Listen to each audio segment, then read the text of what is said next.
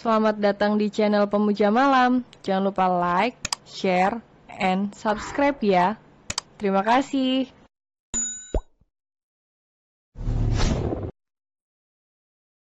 Episode 15 Majikan Plus Plus. Arthur berjalan menuju meja kerja yang terletak di pojok ruang tamu. Kemarilah, ucap pria itu. Apa aku dipecat? Tanya Andrea saat melihat pria itu mengeluarkan sebuah amplop dari dalam laci. Arthur mencebik. Duduklah dulu. Andrea menurut ia pun duduk di hadapan Arthur. Bukalah. Arthur mendorong amplop di atas meja ke hadapan Andrea. Gadis itu menatap Arthur penuh tanya. Bukalah dulu, maka kamu akan tahu isinya. Pria itu mengerti arti tatapan Andrea. Dengan perasaan was-was, Andrea membuka amplop berwarna coklat itu. Ini, gadis itu mengeluarkan isinya, sebuah kartu kredit berwarna hitam. Ini untuk apa, Art?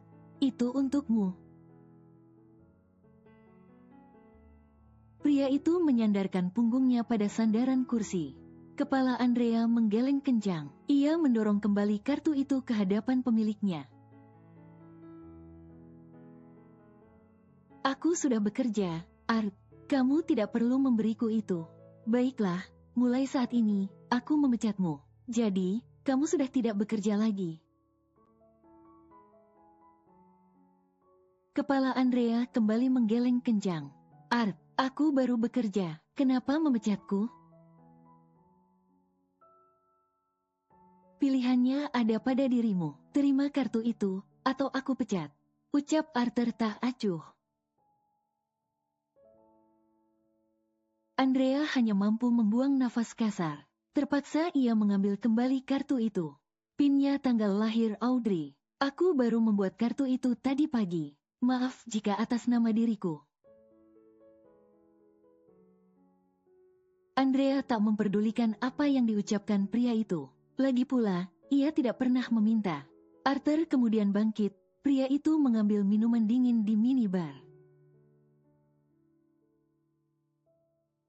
Minumlah.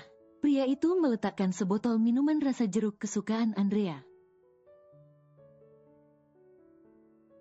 Art, aku masih datang bulan. Ucap Andrea sembari menolak pemberian Arthur. Apa maksudmu, Rhea? Ini tidak ada obatnya, kan? Gadis itu dengan polos mengangkat botol minuman itu. Seketika Arthur tergelak. Ia kemudian membungkuk. Mengurung Andrea dengan tangan kanan dan kiri yang diletakkan di sisi kursi yang gadis itu tempati. Aku tidak perlu memberimu obat, Rhea. Dan aku tidak mau. Aku ingin kita melakukannya dengan sadar, tanpa paksaan. Suara Arthur seperti menghipnotis gadis itu. Ternyata dia sangat tampan. Celine sangat bodoh menolak pria setampan Arthur. Aku memang sudah tampan sejak lahir, Rhea. Andrea berdecak kemudian memalingkan wajahnya. Namun, Arthur membuat gadis itu kembali menatapnya. Sedetik kemudian, adu mulut pun terjadi. Kali ini Andrea tak menolak. Gadis itu justru mengalungkan kedua tangan pada leher Arthur. Membalas setiap decapan yang dilakukan pria itu. Art, jika terus begini, aku bisa jatuh cinta padamu. Art, apa aku boleh menggunakan kartu ini untuk membeli keperluan Audrey? Isi dari sebuah pesan yang Andrea kirimkan kepada calon suaminya. Hari ini adalah akhir pekan. Ia pun mendapat jadwal libur bekerja. Rencananya, Gadis itu akan pergi ke pusat perbelanjaan untuk membeli beberapa kebutuhan Audrey kecil yang telah menipis. Arthur sendiri sedang tidak berada di rumah. Pria itu kembali pada kebiasaan lamanya, bekerja meski akhir pekan. Gunakan semaumu, Rhea. Beli apapun yang kamu inginkan. Jangan lupa membeli keperluanmu juga. Kartu itu milikmu. Andrea membaca balasan yang Arthur kirim dengan mencibir. Pria itu, ternyata watak aslinya baru kelihatan setelah mengenal lebih jauh. Andrea kemudian memasukkan ponsel dan dompet ke dalam sebuah tas selempang. Gadis itu kemudian menghampiri Audrey yang sedang berada di dalam boks bayi. "Sayang, anak Mama Rhea," ucap Andrea yang kemudian terkekeh sendiri. Jujur ia merasa aneh memanggil dirinya Mama. Namun, sang calon suami otoriternya tak suka mendengar bantahan. Bayi mungil itu hanya menanggapi dengan tertawa, sesekali menggerakkan tangan dan kakinya.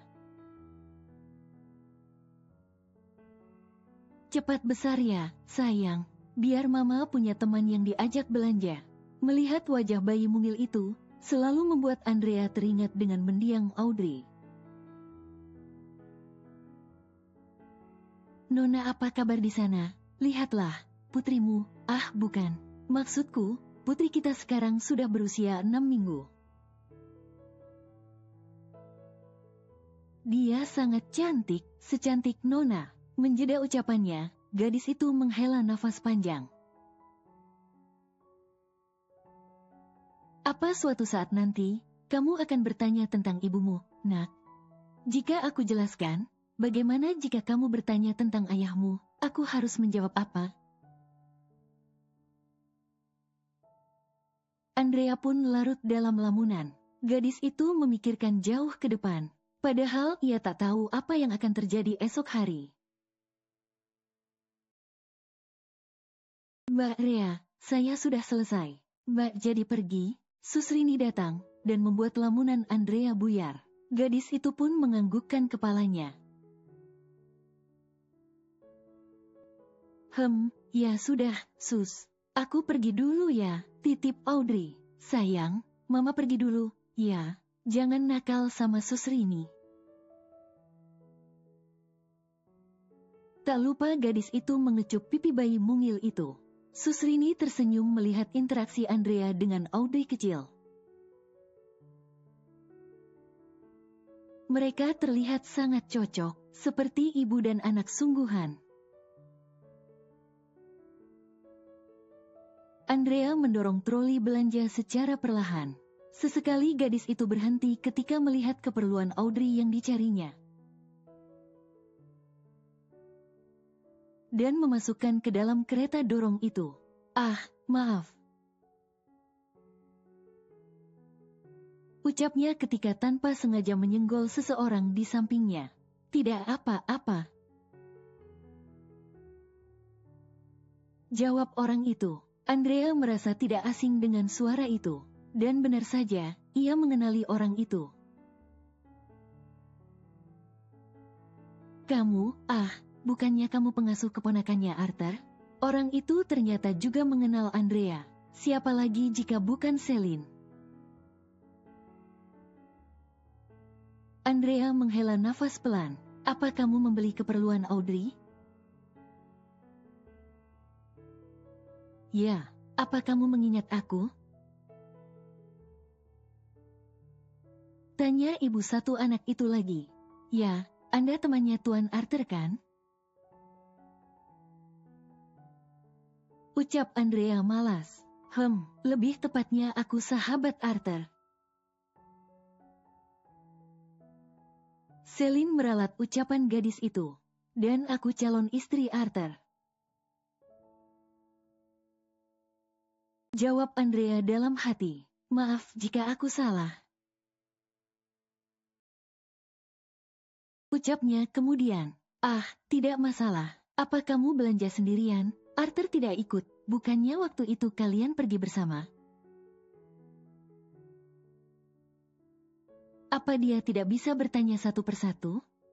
Maksudku Tuan Arthur sedang bekerja. Arthur memang penggila kerja. Dia melampiaskan kesendiriannya dengan bekerja, ucap Celine kemudian. Oh, ya, omong-omong, apa kamu tahu jika Arthur sedang dekat dengan seorang gadis, apa dia memiliki kekasih? Maksud Anda, Andrea berpura-pura tidak mengerti ucapan wanita itu. Padahal, ia tahu betul siapa yang dimaksud oleh ibu satu anak itu. Beberapa waktu lalu, aku datang ke kantornya Arthur. Kamu tahu, aku tanpa sengaja memergoki dia sedang bersama seorang gadis.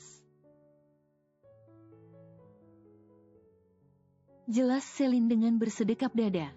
Mungkin itu rekan kerja Tuan Arthur. Jawab Andrea dengan mengedikan bahu.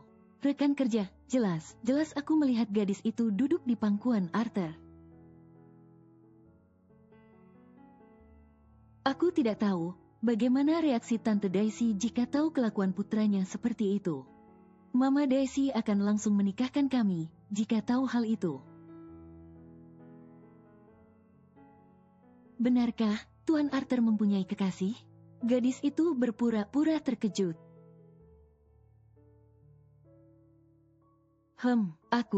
Ponsel di dalam tas Andrea tiba-tiba berdering. Gadis itu pun mohon izin untuk menjawab panggilan itu. Seringai terbit di bibir gadis manis itu. Pria yang sedang mereka bicarakan kini menghubunginya. Panjang umur sekali dia. Halo, Tuan, ucap Andrea yang sengaja mengeraskan suaranya. Apa maksudmu, Rhea? Andrea tahu, pria itu tak suka lagi mendengar panggilan itu. Aku sedang membeli keperluan nona kecil. Ada yang bisa aku bantu? Gadis itu tak menanggapi protes calon suaminya. Terdengar helaan nafas panjang dari seberang panggilan. Kamu masih berbelanja? Ya, tolong belikan aku peralatan mandi dan juga underwear. Mata Andrea membulat sempurna mendengar ucapan Arthur. Bagaimana bisa pria itu dengan mudah memintanya membelikan barang pribadi seperti itu? Di sini ada Nona Celine. Apa perlu aku memintanya yang memilihkan? Andrea sedikit menjauh dan berbisik. Rhea, pria itu terdengar menggeram. Apa kamu rela orang lain memilih barang pribadi suamimu? Pipi Andrea memanas mendengar ucapan pria itu. Kita belum sah.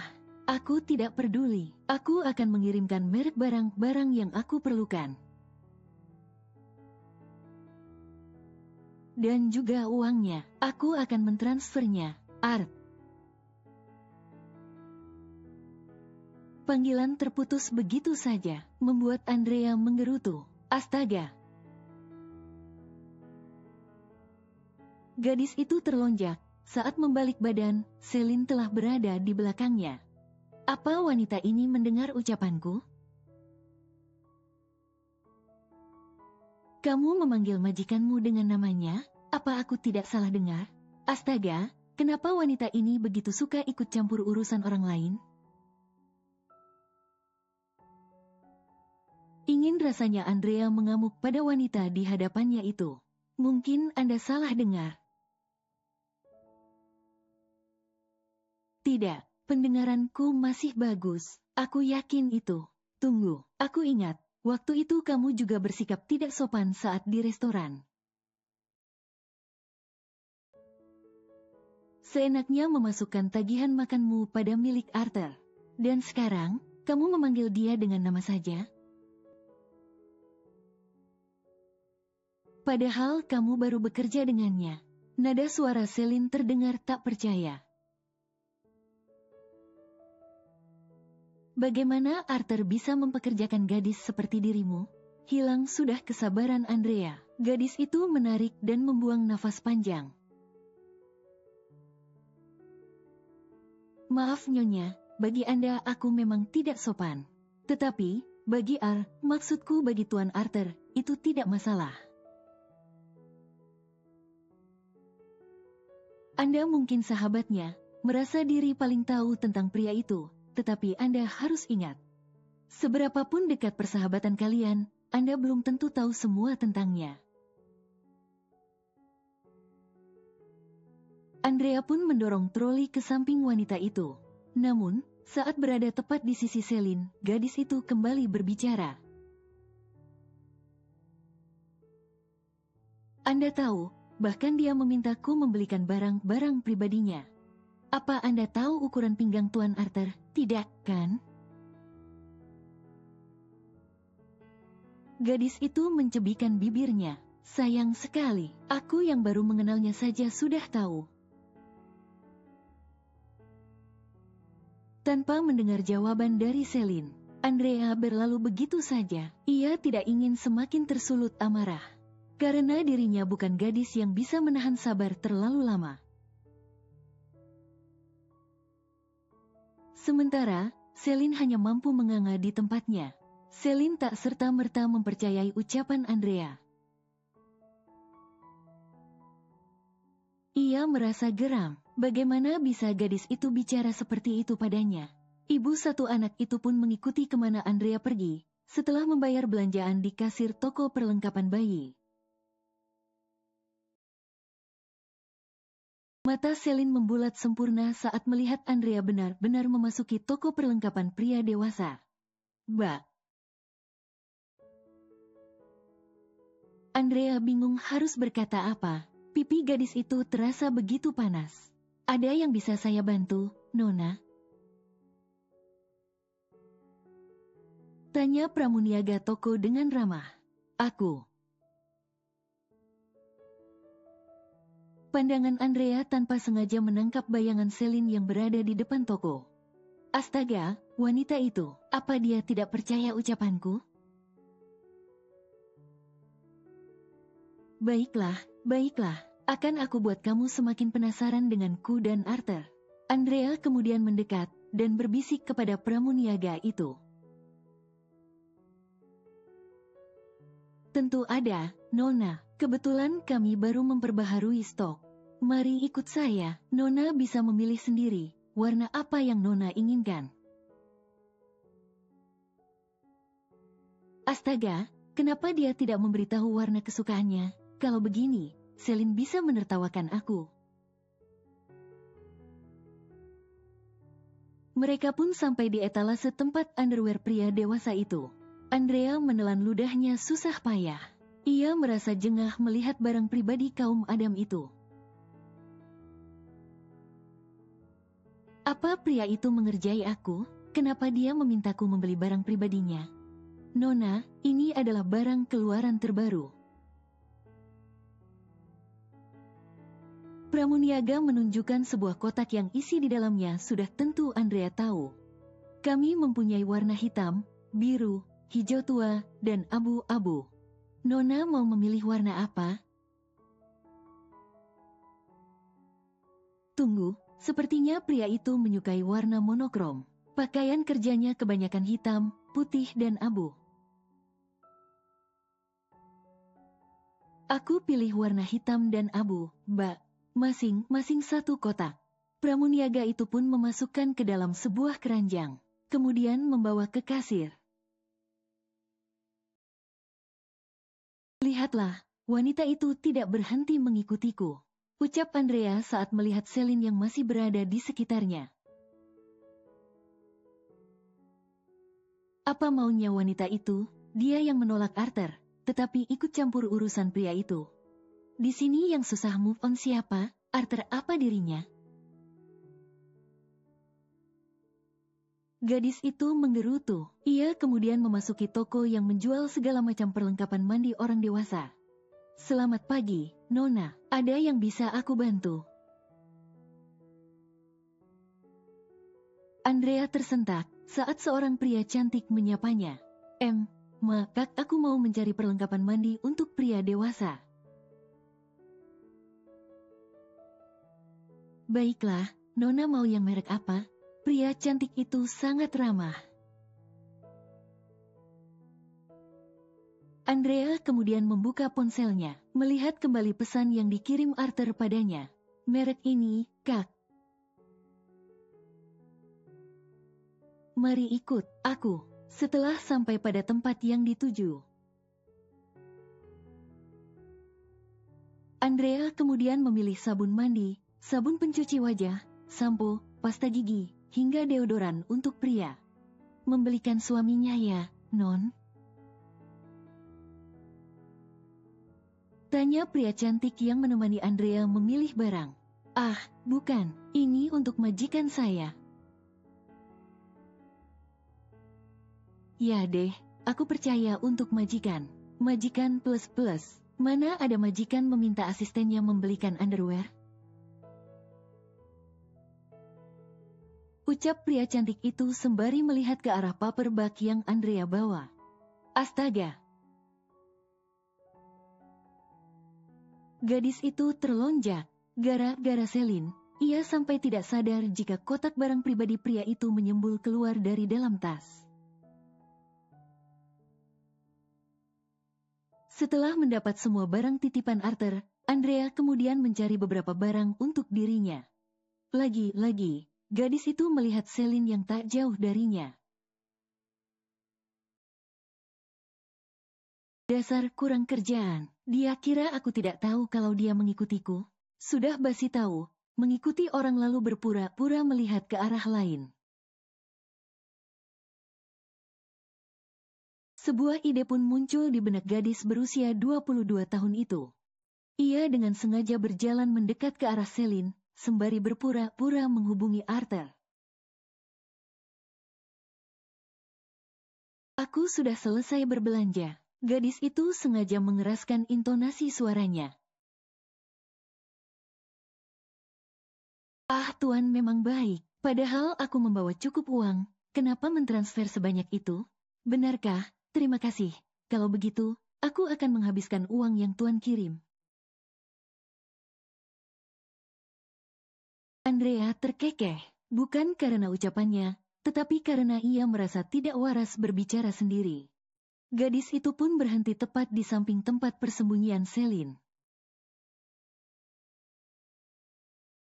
Asteris iya, aku sudah membelikan Tuan underwear, tenang saja.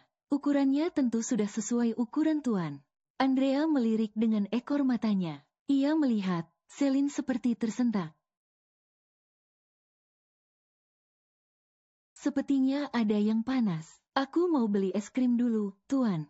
Dah, ada yang panas. Tetapi bukan api, bukan juga matahari. Andrea tergelak sendiri.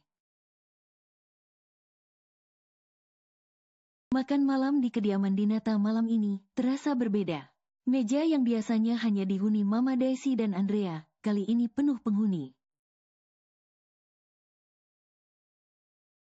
Mama Daisy mengundang keluarga Andrea, yang terdiri dari Paman Dorman, Bibi Rosie, dan Thomas. Ibu dari Arthur itu ingin membahas masalah pernikahan kedua anak mereka, yang kini tinggal 2 pekan lagi. Setelah makan malam usai, mereka pun kini berkumpul di ruang keluarga, dengan Andrea yang sedang memangku Audrey, karena bayi mungil itu belum mau tidur. Mama Daisy sebagai tuan rumah pun memulai pembahasan. Andrea meminta agar pernikahan ini hanya dihadiri anggota keluarga dan dirahasiakan dari pihak hotel. Itu artinya, acara itu akan diselenggarakan di rumah ini.